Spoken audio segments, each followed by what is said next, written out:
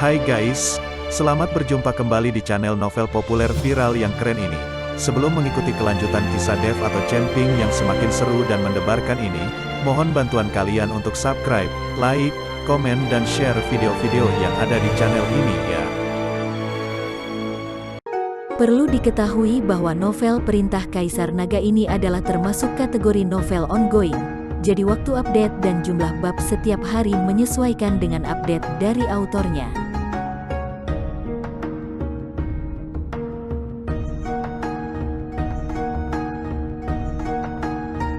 Perintah Kaisar Naga bab 3888, 3889, 3890. Lebih dari 1 jam kemudian, Dev membuka pintu dengan banyak keringat. Hanya untuk menemukan Seng Bushi menunggu di pintu sambil tersenyum. Tuan Chen, Anda lelah. Jika Anda butuh sesuatu, tanyakan saja kepada saya. Setelah Seng Bushi selesai berbicara, dia tidak lupa melirik ke dalam kamar. Dia menemukan Seng Jiahui terbaring di tempat tidur, sepertinya tidak bisa bangun. Dia merasa lebih bahagia. Tuan Seng, ada yang ingin saya tanyakan kepada Anda. Dev memberitahu Seng Bushi tentang urusan istana Guanghan. Setelah mendengarkan kata-kata Dev, Seng Bushi berkata tanpa ragu-ragu, tidak masalah, saya akan membawa anak-anak keluarga Seng ke kota Nanjing segera. Meskipun kekuatan keluarga Seng kita secara keseluruhan lemah, tapi kami dapat membuat lebih banyak jimat formasi, dan saya dapat membantu. Terima kasih banyak, Tuan Seng, kata Dev dengan penuh rasa terima kasih. Tuan Chen, saya yang seharusnya berterima kasih kepada Anda, kata Seng Bushi sambil tersenyum. Dev tahu apa maksud Seng Bushi, jadi dia hanya bisa tersenyum canggung. Ayah, aku ikut juga. Pada saat ini, Seng Jiahui, yang sedang berbaring di tempat tidur, berkata, jika kamu tidak boleh pergi, tetaplah di rumah dan besarkan bayimu. Seng Bushi segera membalas. Dev terdiam beberapa saat setelah mendengar ini. Kapan hal ini terjadi dan mengapa dia punya bayi? Ayah, bagaimana kamu tahu bahwa saya pasti akan hamil kali ini? Tanya Seng Jiahui. Saat ini, Seng Bushi tercengang. Dia tidak tahu apakah dia akan berhasil kali ini. Melihat Seng Bushi tetap diam, Seng Jiahui memanfaatkan kemenangan tersebut dan mengejar kemenangannya. Jika aku pergi bersamamu kali ini, aku bisa tinggal bersama Dev selama beberapa hari lagi, jadi kemungkinannya lebih tinggi. Masuk akal, kamu boleh ikut. Seng Bushi mengangguk dan berkata. Dev benar-benar bingung ketika dia mendengarkan percakapan antara ayah dan putrinya, dan hanya bisa pergi dengan tergesa-gesa. Dia takut ditinggal sendirian bersama Seng Bushi dan akan diperlakukan seperti kuda jantan. Setelah meninggalkan keluarga Seng, Dev langsung kembali ke lembah roh darah. Melihat Dev kembali, apakah itu hantu tua gunung iblis, Luo Shouhai atau lainnya, mereka semua sangat bersemangat. Terutama Bai Qian dan Helena, mereka langsung melompat ke pelukan Dev, mengabaikan orang-orang di samping mereka. Terlihat bahwa mereka sangat merindukan Dev. Tuan Chen, tampaknya Anda telah memperoleh banyak hal dalam perjalanan mencari batu iblis surgawi kali ini. Anda telah mencapai alam kesengsaraan tingkat keempat, dan aura Anda jauh lebih kuat. Luo Shouhai memandang Dev dan berkata kaget, masih ada beberapa keuntungan, tapi tidak banyak. Dev merasa patah hati saat mengingat energi abadi dan cairan roh di Sekte Suci Wuji. Tuan Chen, apakah Anda menemukan batu iblis surgawi? Tanya hantu tua gunung iblis. Hantu tua gunung iblis tahu betul bahwa batu iblis surgawi itu dapat digunakan untuk membentuk kembali tubuh iblis angin. Tanpa batu iblis surgawi, akan sulit bagi iblis angin untuk membentuk kembali tubuhnya. Iya, saya menemukan batu itu, dan saya telah memberitahu senior iblis angin, dan sekarang beliau dalam perjalanan. Saya memperkirakan beliau akan tiba dalam 1 atau 2 hari ini, kata Dev. Hebat sekali, saat leluhur iblis angin telah membentuk kembali tubuhnya, situasi di seluruh dunia surga dan manusia juga akan berubah. Hantu tua gunung iblis sangat bersemangat. Jangan terlalu senang terlalu dini. Masih belum diketahui kapan senior iblis angin akan berhasil membentuk kembali tubuh fisiknya setelah mendapatkan batu iblis surgawi. Saat ini, saya ingin kalian semua bersiap dan ikuti saya ke kota Nanjing, kata Dev. Dev tidak harus bersikap sopan kepada hantu gunung iblis dan yang lainnya. Lagi pula, mereka sudah sangat akrab dengan mereka. Kota Nanjing, Luo Shouhai tercengang. Tuan Chen, itu adalah titik paling selatan dari seluruh wilayah selatan. Saya ingin tahu apa yang akan dilakukan Tuan Chen di kota Nanjing. Dev menceritakan pengalamannya di istana Guanghan, juga mengatakan bahwa keluargamu akan menyerang istana Guanghan. Ketika mereka mendengar bahwa mereka akan bertarung dengan Dev, semua orang sangat bersemangat. Tuan Chen, kapan Anda akan berangkat? Anda hanya perlu mengucapkan sepatah kata saja, dan saya akan segera mengumpulkan para murid, kata Luo Shouhai. Oke, Bagaimana dengan Master Istana Tanpa Jiwa? Dev bertanya. Dahulu Dev membawa Song Changhai dan anggota Istana Tanpa Jiwa ke puncak roh darah. Puncak roh darah waktu itu sedang kosong, dan cocok untuk pengembangan Istana Tanpa Jiwa. Saya akan segera mengirim seseorang untuk memberitahu Song Changhai segera, kata Luo Sohai. Ya, baik, Dev mengangguk. Oke, kita sudah mengatakan semua yang perlu dikatakan. Kita sudah tidak berbicara selama berhari-hari. Ikutlah denganku untuk berbicara. Baikian sepertinya tidak bisa menunggu lebih lama lagi. Dia melangkah maju dan menarik Dev ke dalam ruang. Ya, aku sudah lama tidak bertemu Tuan Chen. Jika Tuan itu bisa membuat kita bahagia, aku juga bisa memanggil Raja Singa dari suku binatang. Helena juga melangkah maju dan menarik lengan Dev yang lain. Ketika Dev melihat ini, dia hanya bisa tersenyum tak berdaya.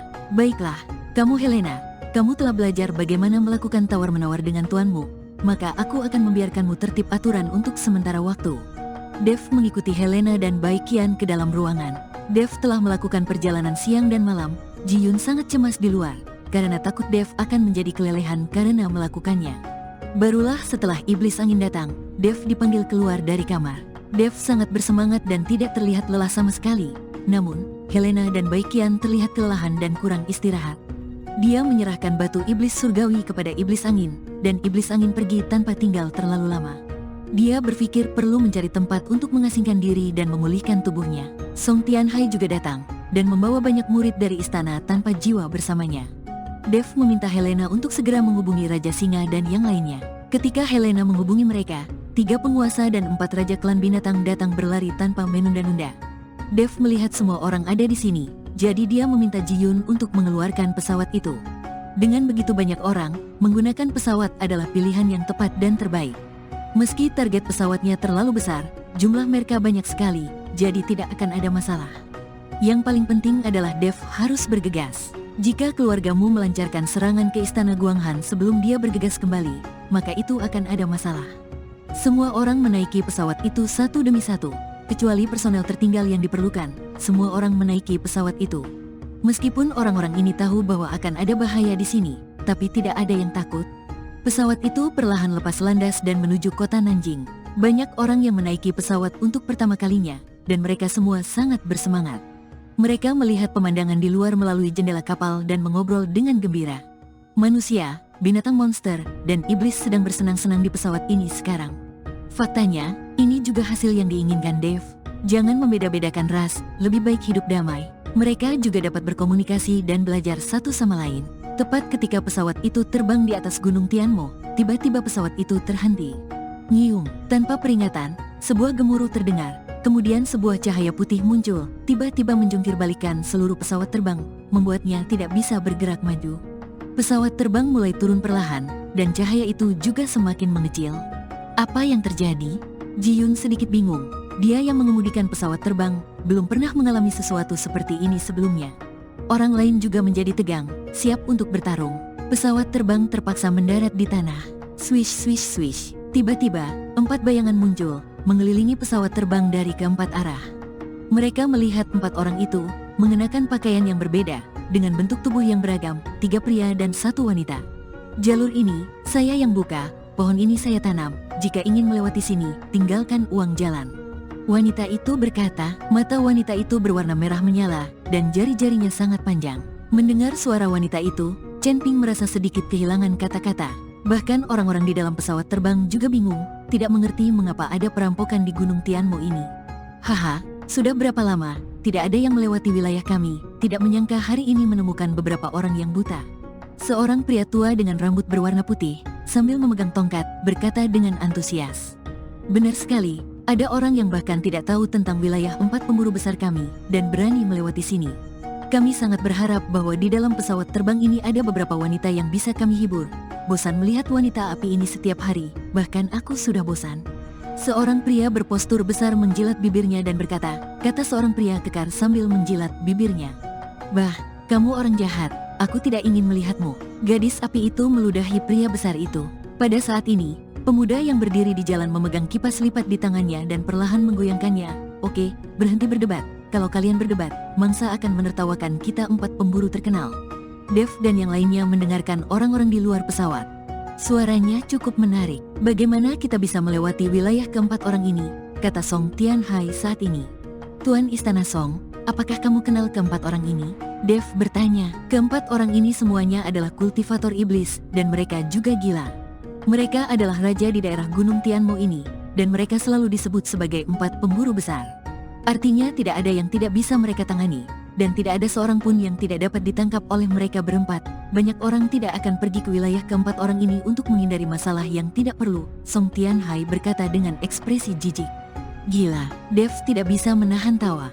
Jelas sekali bahwa Song Tianhai sengaja mengejek keempat orang ini, hanya mengandalkan formasi tadi untuk memaksa pesawat berhenti membuktikan bahwa keempat orang itu cukup mampu. Aku akan turun dan menemui keempat orang gila ini, kata Dev saat dia hendak turun dari pesawat. Tuan Chen, kami akan pergi bersamamu, kata Luo Shouhai dan hantu tua Gunung Iblis. Tidak, mereka berempat tidak bisa berbuat apa-apa padaku. Jika aku benar-benar bukan lawan mereka, kamu pasti punya waktu untuk keluar. Mereka berempat menjadi lebih arogan ketika mereka melihat bahwa yang datang kepada mereka hanyalah seorang kultivator muda dari alam kesengsaraan tingkat 4 yang keluar dari pesawat. Wah, apakah kamu satu-satunya yang ada di pesawat itu? Melihat Dev turun, pria kasar itu bertanya. Kamu pria yang kasar, kamu menakuti adikku. Gadis api itu memelototi pria kasar itu, lalu mendekati Dev dengan senyuman di wajahnya dan berkata, jangan takut, adikku akan melindungimu. Beritahu pada kami siapa lagi yang ada di dalam pesawat itu.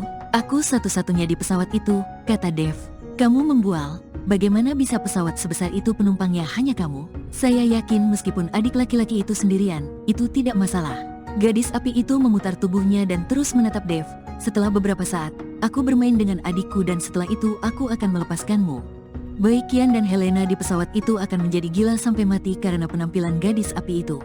Jalang, dia benar-benar menyebalkan. Helena mengumpat dengan marah, aku akan turun dan membunuhnya. Sungguh memalukan melihat sifat centilnya. Baik Qian juga mengutuk, bagaimana kakak bisa melindungiku? Dev memandang gadis api itu dan bertanya. Tentu saja dengan ini, Dev langsung melihat nyala api keluar dari mata gadis api itu. Dan nyala api itu menari-nari di ujung jari gadis api itu, seperti peri. Bermain api, aku benar-benar menginginkannya. Dev menjentikkan jarinya, dan bola api biru muncul. Segera, apinya berubah menjadi merah, lalu menjadi putih lagi. Api itu berubah beberapa warna berturut-turut, yang mengejutkan gadis api.